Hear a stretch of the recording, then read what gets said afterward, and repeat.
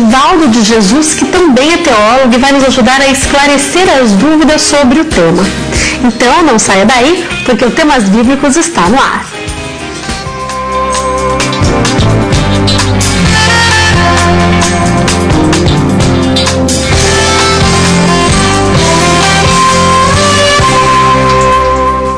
Boa noite. Muito obrigada por estar assistindo a Rede Internacional de Televisão. Sei que tem muita gente que está chegando do culto agora e agora vai aprender mais da Palavra de Deus junto conosco. Hoje vamos aprender sobre Apocalipse, um livro que a gente às vezes escuta visões sobre os mesmos assuntos. Bem, é teólogo. Tudo bem, pastor? Tudo bem, é um prazer estar aqui participando deste programa. Boa noite, o prazer é nosso em recebê-lo, pastor. E eu já gostaria de começar perguntando ao senhor, antes de eu entrar já no livro de Apocalipse, eu gostaria de começar perguntando por que a gente observa tantas interpretações diferentes sobre o tema e alguns pastores preferem sequer pregar porque dizem que ainda não conseguem ter a revelação completa desse livro. Por que ele é tão complexo? Sem dúvida alguma, o livro do Apocalipse é um dos livros mais enigmáticos da Bíblia.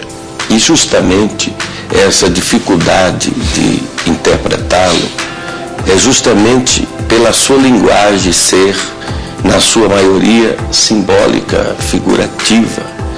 Existem poucas passagens com interpretação literal do Apocalipse. Daí a dificuldade.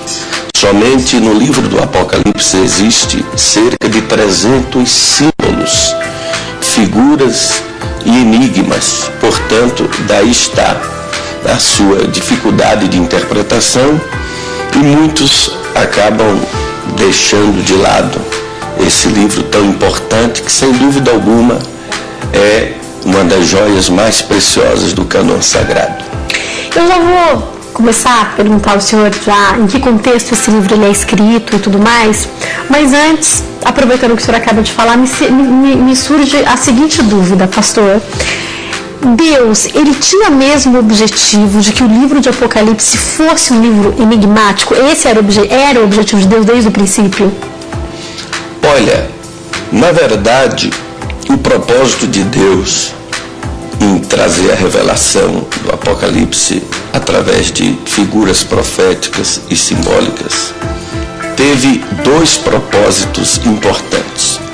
Primeiro, o contexto em que ele foi escrito foi um período de perseguição religiosa muito grande e se Deus entregasse a revelação de forma bem direta, dando nome aos vilões, no caso os perseguidores, aquilo poderia comprometer até mesmo para que o livro fosse melhor espalhado e divulgado. E o próprio João correria muito risco ao falar de forma bem mais clara aquela revelação. Por isso Deus resolveu entregar a revelação através de símbolos, que na verdade, se você for observar os evangelhos, Jesus falou muito através de parábolas. Ele usou elementos do dia a dia, do cotidiano das pessoas, para revelar verdades espirituais profundas. E essa é a maneira que o Apocalipse foi escrito.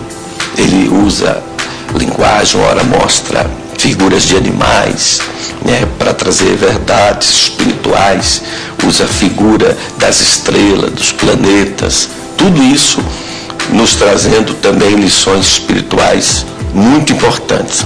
Esse foi o primeiro propósito, justamente para que não se desse nome logo aos vilões da história. E o segundo propósito é porque se Deus revelasse ele de uma forma assim muito mais clara, naturalmente que muitos teólogos e até muitas religiões se precipitariam na sua conclusão.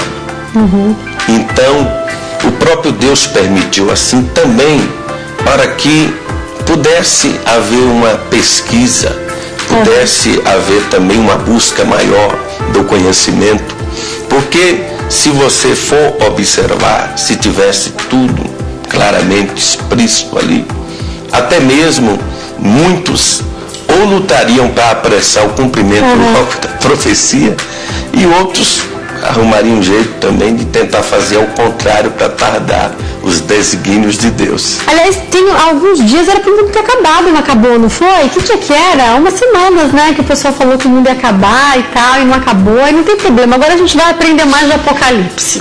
Calma aí que você vai esclarecer as suas dúvidas. Pastor, o senhor já explicou um pouco para nós sobre o contexto, mas eu gostaria que o senhor contextualizasse ainda mais quando o livro do Apocalipse é escrito. Olha, o Apocalipse, ele foi escrito no final do primeiro século da era apostólica, em um período em que o Império Romano empregou todos os recursos para tentar minar a fé cristã. Na verdade, na época em que o Apocalipse foi escrito, a igreja já estava enfrentando a sua terceira perseguição imperial. No período do imperador Dominiciano, que era o imperador que se intitulou Deus. É tanto que havia uma estátua erigida com a sua forma e exigia-se de todos os súditos do Império Romano que adorasse a ele como um Deus. Nisso daí, os cristãos passaram a se tornar inimigos de Roma por não aceitar aquelas cerimônias de veneração ao imperador como uma divindade, porque afinal de contas eles adoravam só a Cristo, só adoravam a Deus. E nisso começou-se as perseguições. Nesse período que o Apocalipse foi escrito, praticamente a maioria dos apóstolos já haviam sido martirizados.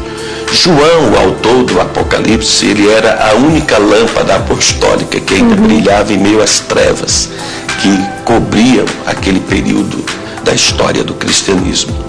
E nisso daí também aprendemos uma verdade. João, segundo a tradição cristã, foi o único apóstolo que morreu de morte natural. Todos os demais morreram martirizados, porque ele tinha uma promessa de Jesus, inclusive o próprio Evangelho de João revela, quando Pedro perguntou para Jesus o fim de João, aí Jesus disse: olha, se eu quiser que ele fique vivo até a minha vinda, ele vai ficar. E de fato, João, ele, segundo a tradição cristã, ele viveu até há cerca de 100 anos, morreu de morte natural. E Deus o preservou justamente com esse propósito, de dar a maior revelação acerca do final dos tempos, que no caso é o Apocalipse. Sem dúvida, é a maior revelação de todos os tempos acerca do fim de todas as coisas. Como que João recebeu essa revelação? Onde? Conta para o pessoal em casa, por favor. Olha, nesse período da perseguição, segundo Eusébio de Cesareia, um grande historiador da igreja, escreveu o livro de História Eclesiástica. João, o apóstolo do amor, sem dúvida, que era a única lâmpada apostólica que brilhava ainda naqueles dias, ele foi instado a negar Jesus. E pelo fato dele não negar Jesus, ele foi exilado na ilha de Patmos. A ilha de Patmos era uma ilha rochosa que ficava às margens do mar Egeu. O mar Egeu, para você que está assistindo em casa, para situar geograficamente, equivale hoje à porção ocidental da Turquia. Então, essa ilha, na verdade, era exilado os prisioneiros de Roma, criminosos que iam trabalhar no meio das minas, no meio das pedras, carregando pedra. Imagine um apóstolo João, praticamente nessa época, com seus 80, 90 anos, carregando pedra naquela ilha rochosa.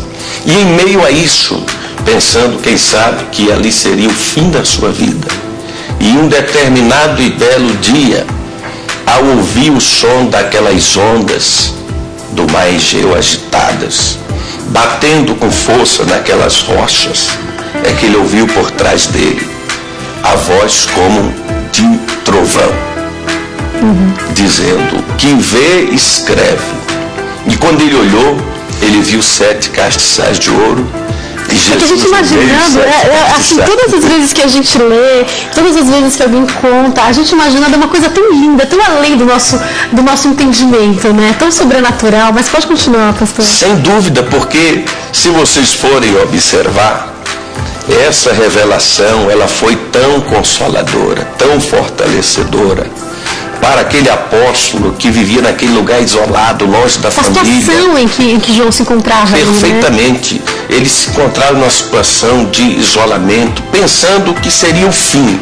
E é nessa hora que Jesus aparece de forma glorificada.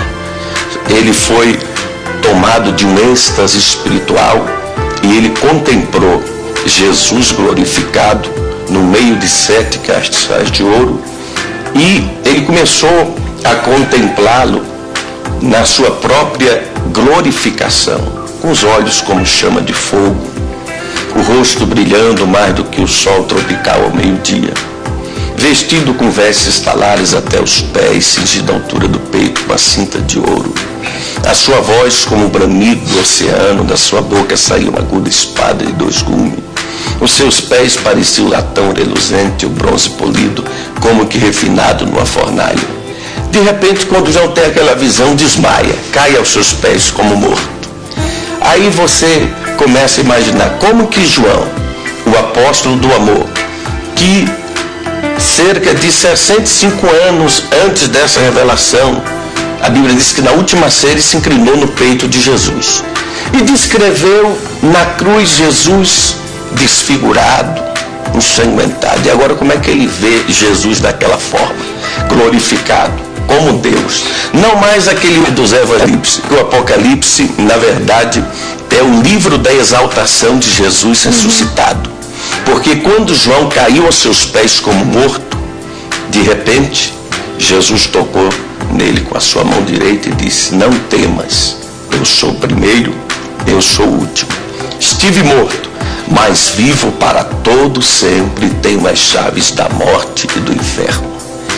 Aquilo foi uma consolação tão grande para o apóstolo, porque até então todos pensavam que o poder da vida e da morte estava no imperador romano. Ele dava vida a quem ele queria, mas ali foi mostrado quem é o verdadeiro Senhor da vida e da morte.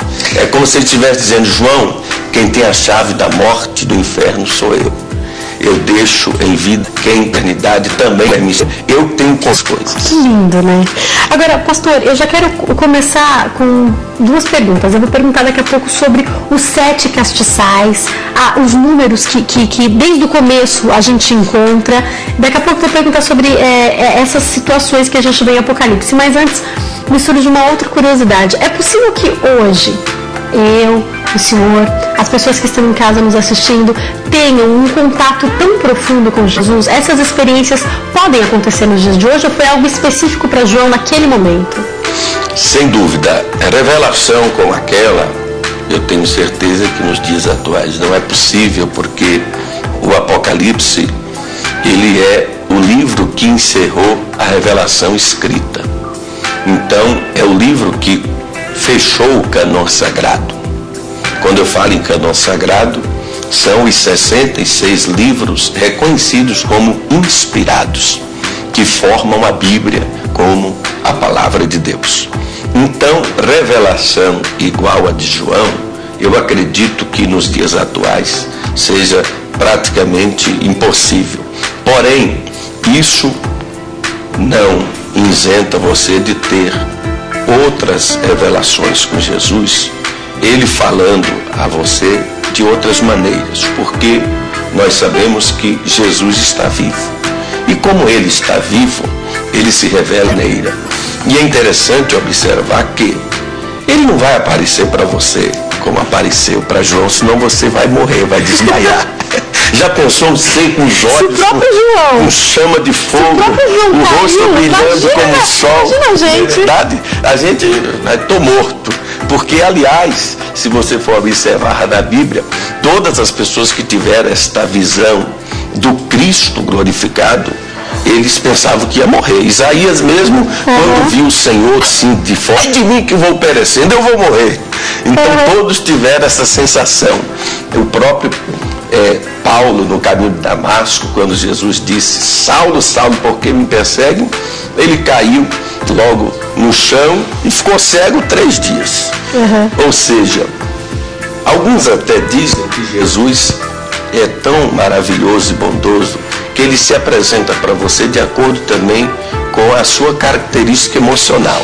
Ele conhece a cada um de nós. Para um bravo Saulo, ele tinha que aparecer assim: Saulo, Saulo, por que me persegues? Para poder acabar com a valentia dele. Para o João, que era também tido como filho do trovão, ele se apresentou com voz de trovão. Era na característica dele, ele é chamado de filho do trovão na Bíblia, o João do Apocalipse. Então Jesus falou com ele com voz de trovão. Para o Jeremias, muito emotivo e chorão, o que é que você está vendo? Eu estou vendo a vara de amendoeira, uma coisa assim mais suave. Então, para cada um, ele fala de uma maneira de acordo. Sabe que exatamente esse entendimento que eu tenho. Até eu costumo falar para as pessoas que nos detalhes das respostas que você pede a Deus, ele fala comigo de uma forma única, assim como ele fala com você de uma forma única, porque ele conhece a cada um de nós e sabe como vamos entender, né? Então, quer dizer, pastor, que, ok, a Bíblia é a Bíblia, está pronta, mas isso não nos impede de ter experiências sobrenaturais com Deus, não é verdade? Perfeitamente. Essas experiências, nós ouvimos relatos muito claros e eu sou uma testemunha disso. Só um exemplo para vocês entenderem. Quando eu tinha 14 anos, teve uma vez que, quando a gente chega na fase de adolescência, porque graças a Deus eu conhecia Cristo desde criança, aos 13 anos, e cheguei na fase da adolescência, 14, 15 anos, aquela fase do questionamento. Um dia, malmente, como que Deus pode viver tantos anos assim, milhares de anos? Ele deve ter morrido, não pode estar vivo. Veio aquele pensamento assim. Aí um dia eu dobrei os joelhos e disse: olha, Deus, se verdadeiramente o Senhor existe, está vivo, eu quero que o Senhor apareça para mim essa noite. Dobrei o joelho e orei. Para que eu fui pedir?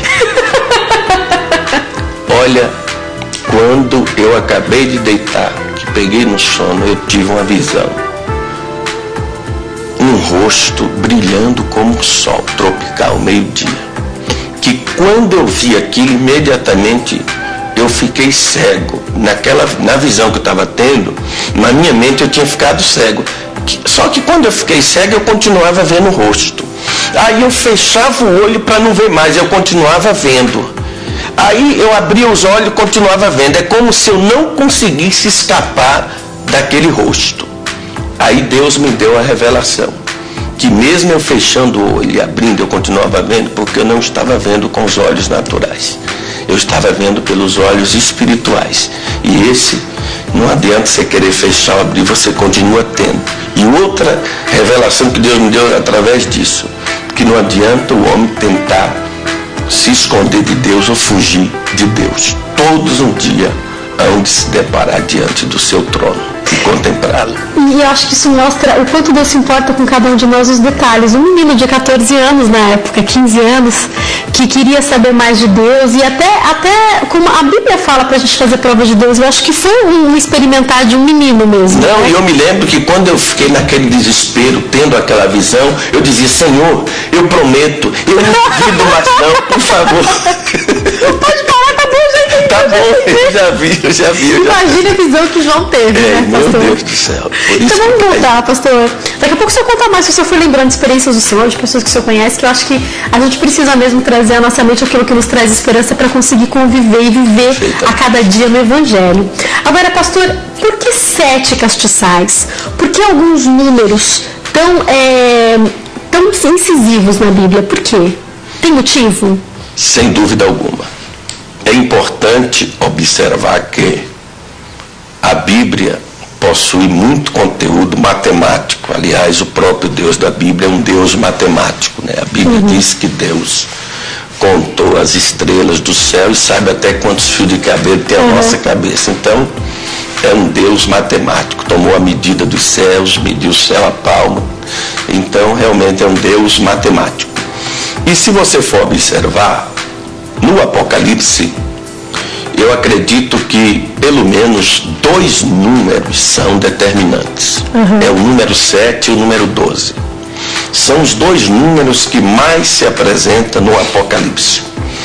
E são também os livros que mais se apresentam em toda a Bíblia. Aliás, a própria Bíblia é um livro setuplo, porque, se você for observar, segundo os estudiosos, a Bíblia começa 7 com 7.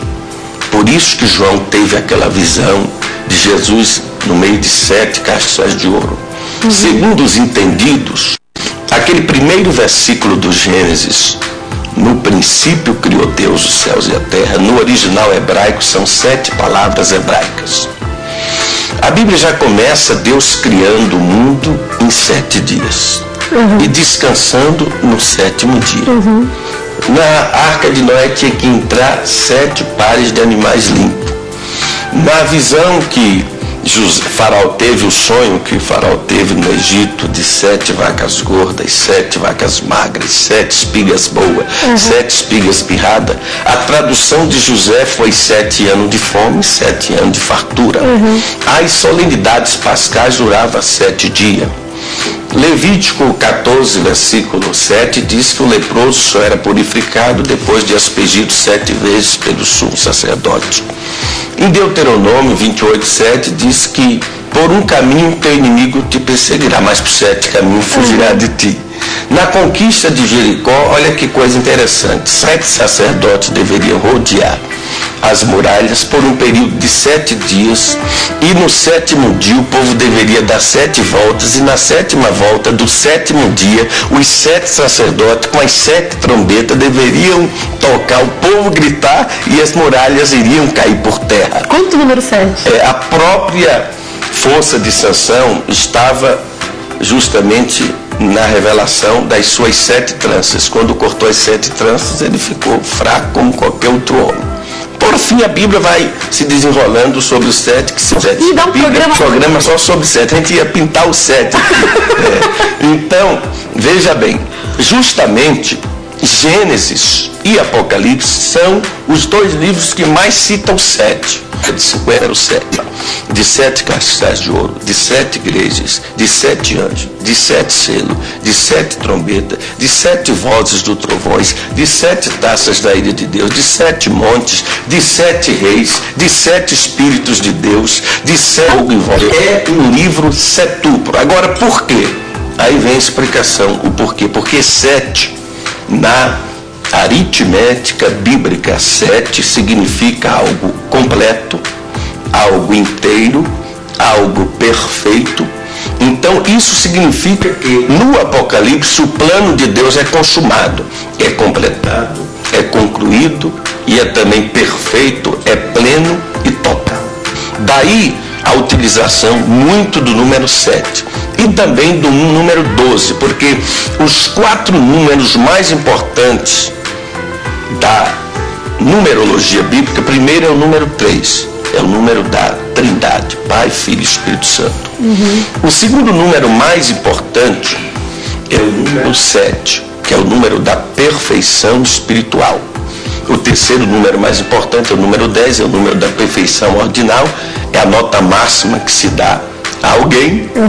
E o quarto número mais importante é o número 12, que é o número da perfeição do governo de Deus. Por isso que também lá fala dos 144 mil, que é 12 vezes 12 mil assinalados. Posso pedir para você esperar um pouquinho? Porta da Nova Jerusalém. Muita conta. Pastor, eu já converso com o senhor no próximo bloco, tá? Tem que chamar o intervalo, você tá gostando, né? Também tô. Vou te dar um conselho. Pega papel e caneta, vai anotando tudo que o pastor tá pregando, tá pregando, dividindo aqui com a gente, pra gente aprender mais, tá? Daqui a pouco eu continuo conversando com o pastor, mas agora a gente vai pro Guia da Bíblia.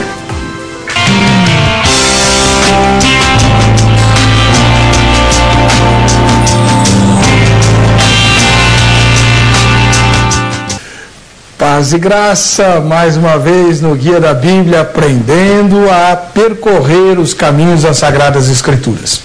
Da última vez que estivemos juntos, vimos a conclusão do livro de Êxodo. Hoje vamos para o livro de Levítico, que muita gente, mas muita gente mesmo, acha um livro chato, difícil de ler, muito cheio de detalhes, muito cheio de regrinhas, muito cheio de coisinhas que, para a maioria de nós, aparentemente não tem nenhuma importância.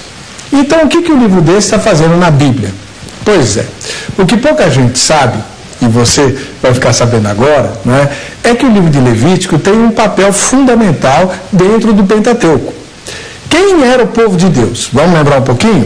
O povo de Deus era um bando de escravos que ficaram mais de 400 anos no Egito só amassando barro para fazer tijolo para Faraó.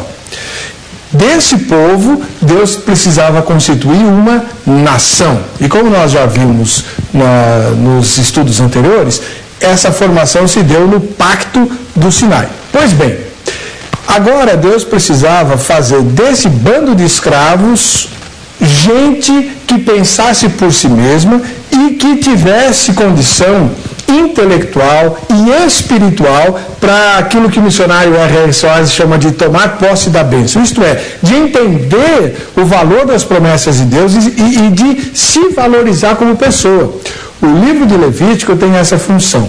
Ali, todos os detalhes e todas as minúcias têm uma finalidade: mostrar para aquele bando de escravos que Deus é Deus, que as coisas de Deus não podem ser feitas de qualquer jeito, muito pelo contrário, que é preciso fazer com muito zelo, com muito carinho, com muito empenho. Deus precisa do nosso melhor. Deus exige que nós lhe entreguemos aquilo que nós temos de melhor, não apenas em valores financeiros, mas principalmente em coração. Escravo só cumpre obrigação e faz o mínimo necessário para não apanhar ou morrer. Deus não quer escravos, Deus quer filhos. Portanto, o livro de Levítico é uma mudança na mentalidade do povo de Deus. Eles iam deixar de pensar como escravos para começar a pensar num povo livre. O povo livre tem Deus, um Deus verdadeiro, único, vivo, atuante. E esse Deus tem um povo, que não é um bando de marionetes, nem um bando de gente que faz as coisas de qualquer maneira. Não. É o melhor povo da terra, o povo que sabe se amar, porque foi amado por Deus. Essa é a finalidade do livro de Levítico e das suas minúcias. Nós continuaremos esse estudo na nossa próxima jornada bíblica. Muito obrigada, pastora Évera. Até a semana que vem. Que bom aprender dos livros da Bíblia, né? Eu vou para um intervalo rapidinho e daqui a pouco eu estou de volta. Hoje a gente está conversando sobre Apocalipse e nossos estudos sobre o tema, o pastor Erivaldo de Jesus, que também é teólogo. O break é rapidinho, ele está dando muita informação interessante, né? É rapidinho, eu prometo. Daqui a pouco eu estou de volta, não sai daí.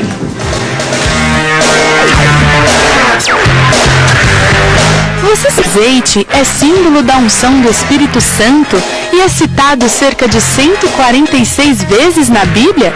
Por exemplo, quando Jacó entornou azeite sobre a pedra que ele usou como travesseiro para dormir, e a ungiu como um memorial do Senhor naquele lugar.